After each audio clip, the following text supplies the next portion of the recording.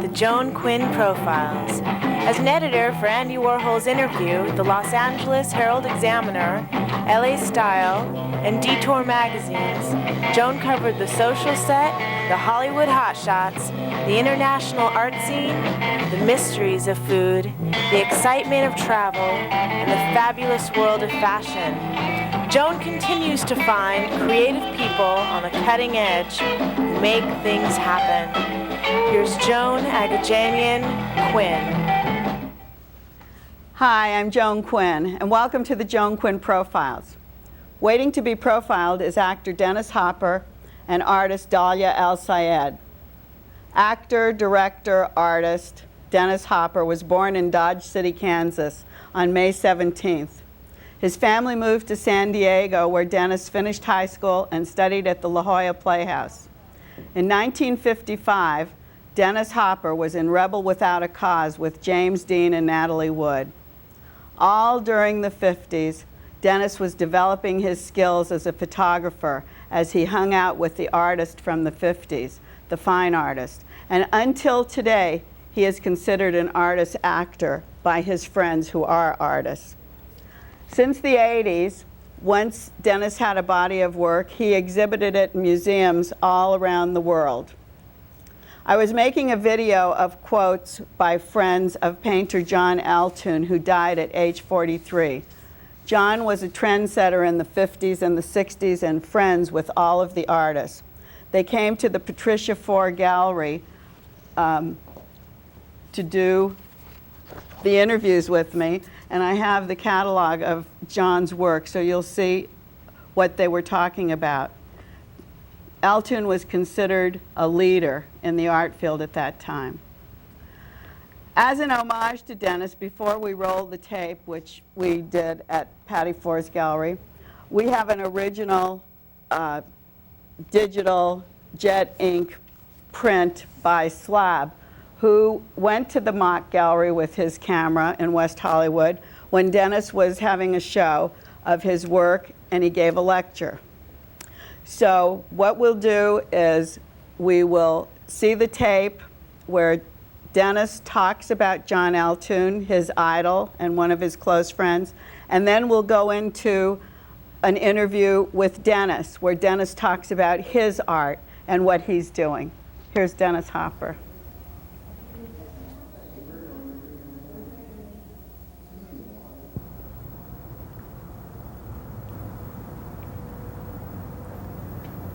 Dennis Hopper was one of the art crowd during the time when John was working in Los Angeles. Dennis not only collected art, but he was a photographer. He had shows at the various galleries, and this picture shows Dennis with a group of the artists at one of the parties at his house. Dennis, how involved with the artists were you when you were working here in LA? Well, actually, I exhibited with the artist, with most of the people that we're talking about. I showed at the David Stewart Gallery. So when John Eltoon had a moment when he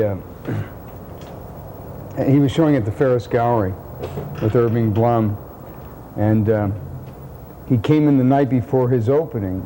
By the way, these were the greatest paintings I'd ever seen. They really transcended any kind of abstract expressionist thing, because we were all born at a time where we were emulating the abstract expressionists. We were third generation abstract expressionists. So John had done this POP series, which is the most wonderful lyrical raw canvas with great shapes and sea-like creatures, and it was just marvelous. So he came in the night before and he sliced each one of them with a knife and destroyed the whole series. So Irving was rather perturbed by this and decided not to show John anymore. And that was the day that I took John from the Ferris Gallery to the David Stewart Gallery up the street. It was then called the Stewart Prima Gallery. Or Prima Stewart, I don't know. He had a long life at the Stewart Gallery then, didn't he? Yeah, quite a while. Tell us a little bit about the idea that he launched type of studio that artists are using. Yeah, so he much. was the first one to show us really how to make studios. He made him. He had a loft downtown that he converted into a painting studio for himself. And then he showed the guys how to take storefronts and make them into studios. He was quite resourceful. There's the great story about when he was in Spain and he became depressed. He's a great artist, and he became depressed at times. And he was one of my favorite painters, actually. I've collected a lot of his work through the years. So he was in Spain and he decided to kill himself, and he laid himself down his head down on the track when the train was coming.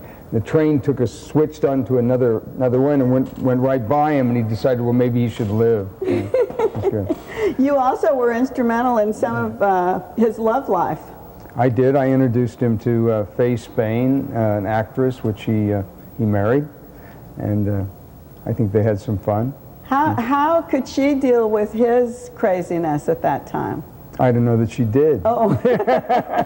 Yeah, very well. They were together a few years, though. Yeah. So. Did you photograph him? I did. I took a couple of photographs. As a matter of fact, one of them was a poster. When it showed in my photograph showed in Lucerne, Switzerland. They used John as the poster, and it was a big head of him just as he had lit a cigar, and it was all smoke curling all around him. It's beautiful. Was it hard for you to separate your acting life and your art life? Did they meld together? No, it's very difficult to. There are no artists, actors in the fine arts. There never have been. There's no history of that at all. There's none now. So to be able to be shown in the areas that I wanted to be shown in was almost impossible. Being an actor did not help me in any way. And do you remember, many people thought of John as an actor, and I wondered if he really made his persona as an actor would make his persona, or was he really real? Oh, John was wonderful. John was, I don't think there's anything unreal about actors' personas, you know, but I used to love to watch John paint because he would put on the music, and it was almost like a dance, and it was like a performance in a way, but it was a performance he was doing through himself. It was very, very concentrated, but it was wonderful to watch him. Do you remember anything that he ever said that tied him to his ethnic background, being Armenian? Not really. He may have made some jokes at times about it. But I mean, the reason that I really know he's Armenian is because Tony Shafrazi is my art dealer, and Tony is Armenian, and Tony pointed out to me that John was Armenian, and I said, well, I already knew that, but I'm not sure how I knew that, you know, except that John Altoon was just a bigger-than-life guy, a really important person in my life, you know.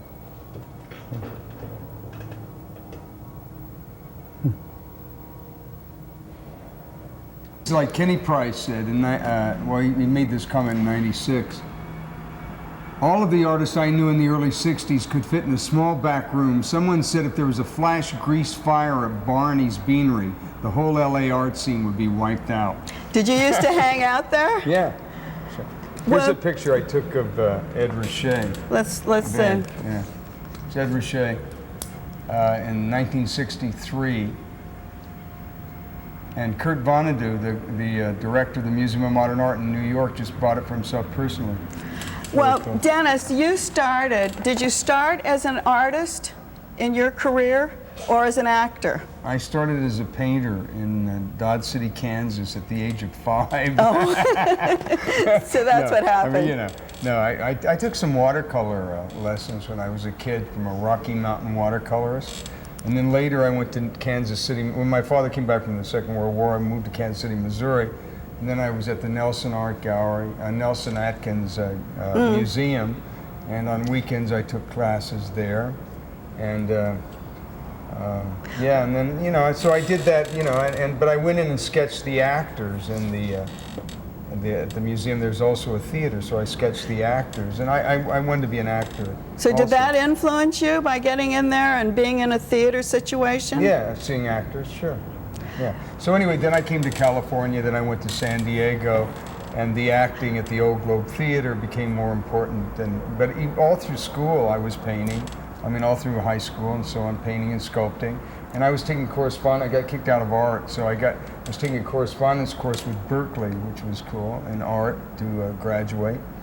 And then I went into contract with Warner Brothers when I was 18 years old, so I just continued on. I knew Vincent Price at that point because I worked at La Jolla Playhouse. I'd met Hank Milam, who was working with Mary Price, who was a designer. And so he was living at Price's, my boss at La Jolla Playhouse, Hank Milam.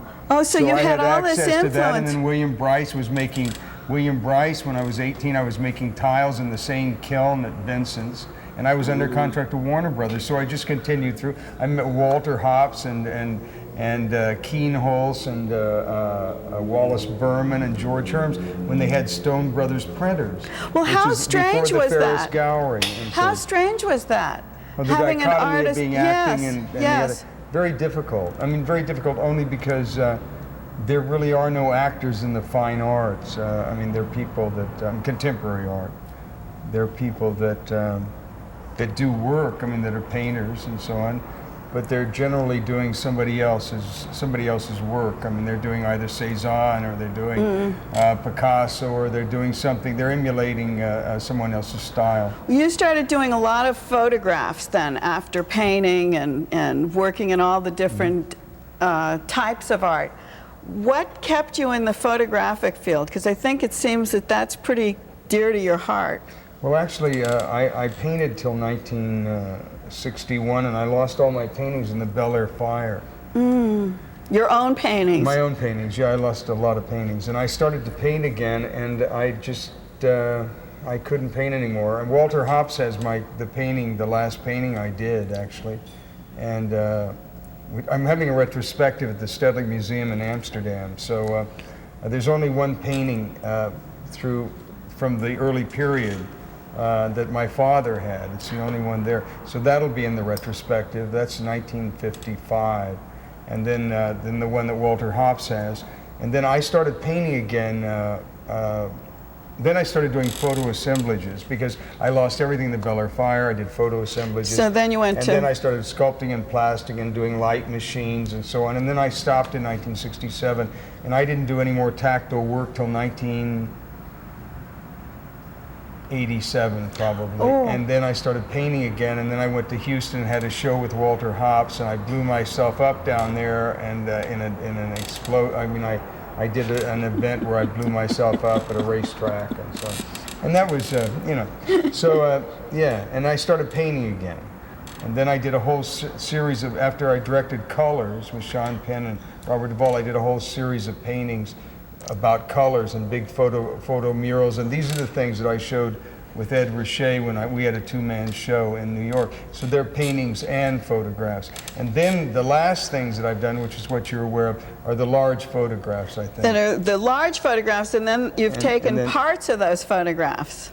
And then I've taken, and then I made them smaller as well. Is that what you did? You made them? They're all full frame. They're all uncropped, full frame. But they photographs. look like abstract paintings. I think of them as paintings. I don't think of them as photographs. Yeah. Do you choose your subject to look like a painting?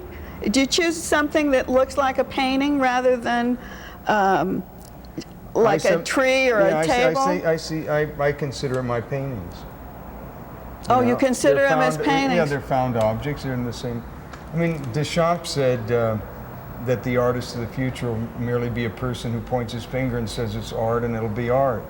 So I've been conditioned in an abstract expressionist world, but I'm very much in a Deschamps kind of attitude about things. So the idea of these found paintings in my mind, of found objects, even though I find them beautiful, which would drive Deschamps a little crazy, but they're discarded pieces. They're pieces that I think that if people looked that way, they wouldn't really have to collect anymore. They could just find their own. But you are bringing to mind what people don't really look at all the time. They don't look at something and say, look at the texture of that, or look at the color of that, or isn't it beautiful? Or think of it as a frame. Also, I don't give any depth of field, so I shoot only directly flat on, so it gives no way, you look like a painting surface. Would this, before we leave, Yeah. one question, if you had to choose between acting and being an artist, what would you do? Not that acting is not an artistic. Well, I think it's easier to say it this way. Rainer Maria Rilke said, in Letters to a Young Poet, he said, to be an artist, he was talking about writing, but it's the same thing. He said, to be an artist, you must ask yourself in the stillest moment of your night, if it were denied you to create, would you truly die? And if your answer is yes, then you have no choice. If your answer is no, you shouldn't be an artist. You should go and do something else and have a wonderful, happy life. So I don't really have a choice. But there is an important difference between acting and the fine arts that I've been trying to play in. I don't make money at it. I could never have made a living at it. So I had to act to even be able to do it. I mean, it's always cost me money. I've never had a grant. I've never had any help. I've had only ridicule and pain, But that's the artist's life. Hey, isn't that what you're? It's okay. I mean, I've had a good time. No, but I'm just saying, I could never have made a living. So artists who actually make their living and have not compromised their world and their feelings and their art are exceptional people. That's all. Thank you. You're exceptional. Thanks for being with us. Thank you, Joan. It's a pleasure.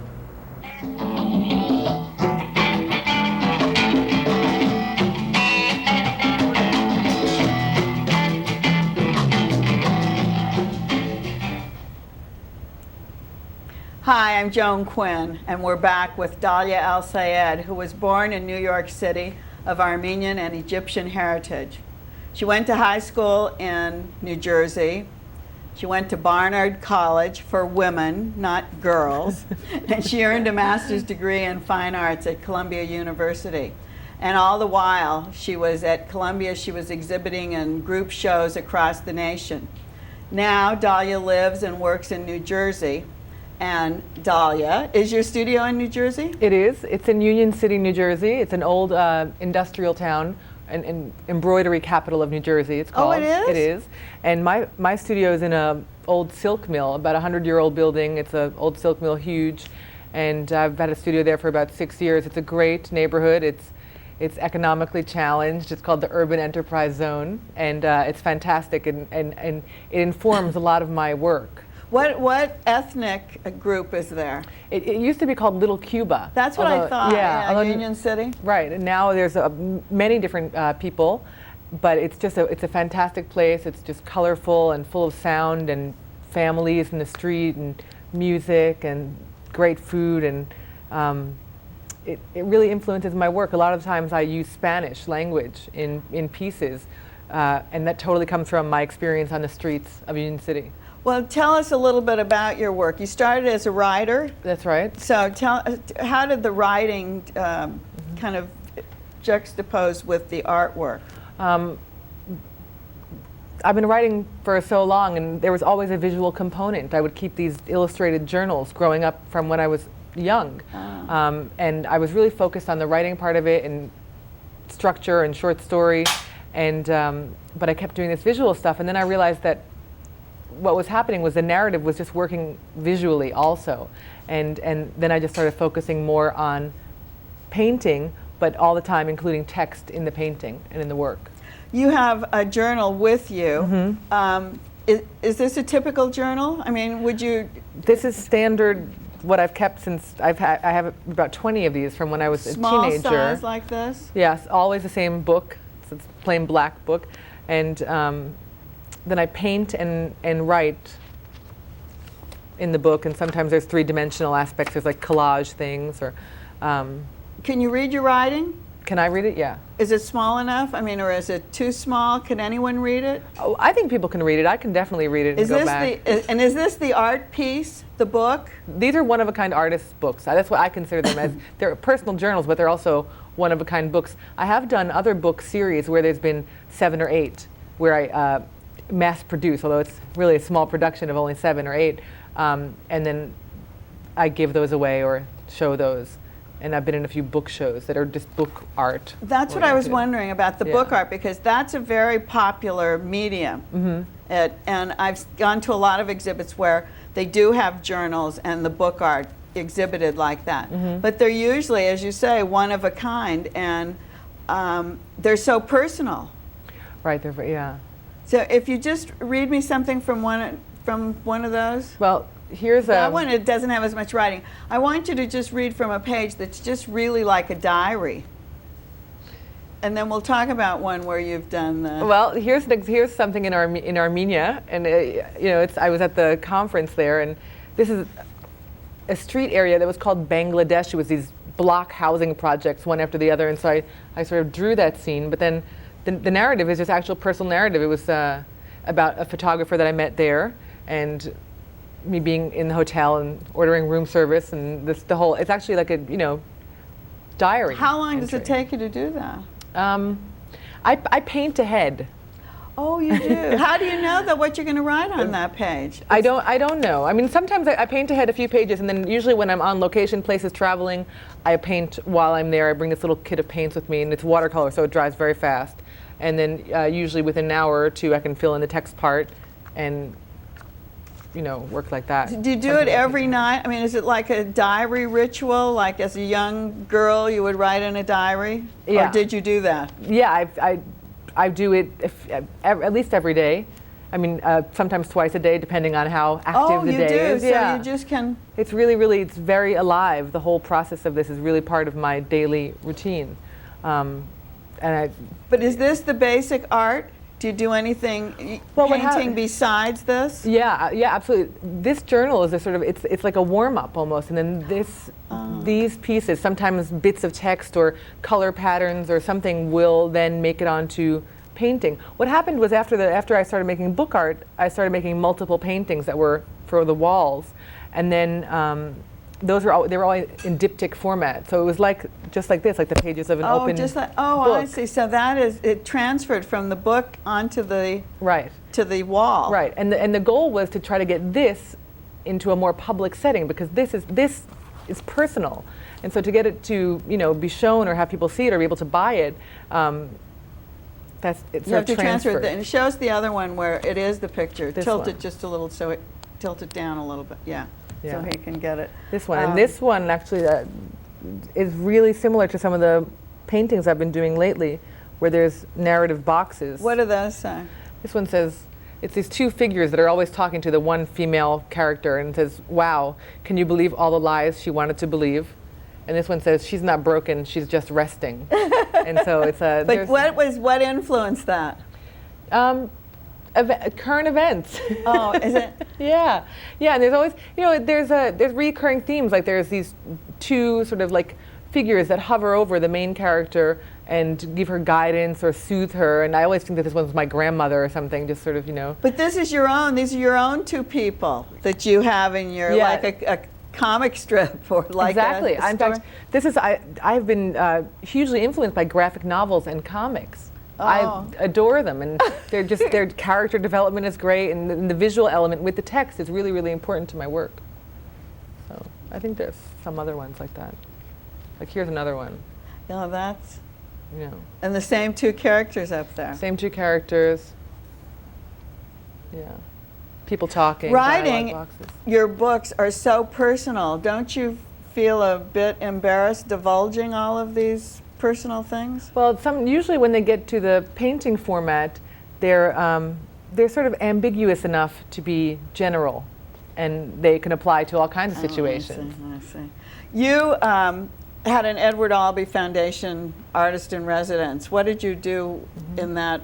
That was great. That was I got to go and stay in Albee's giant barn in Montauk. Oh, you this did? Fantastic place with holes in the roof, and there was another writer in residence, and we just got to live there and do work and just be in this amazing environment that's full of artists. I mean, Montauk has a great history, and I did a lot of work while I was there, and I felt, a big growth period there. And then another award you got in 1999 from the New Jersey Council on the Arts. Right. And what was that for? That was actually for writing. It was for some writing that I had submitted, and yeah, and so that was great. That was great to be recognized on that area also, and that grant has enabled me to, do readings all over New Jersey, and then also do other programs.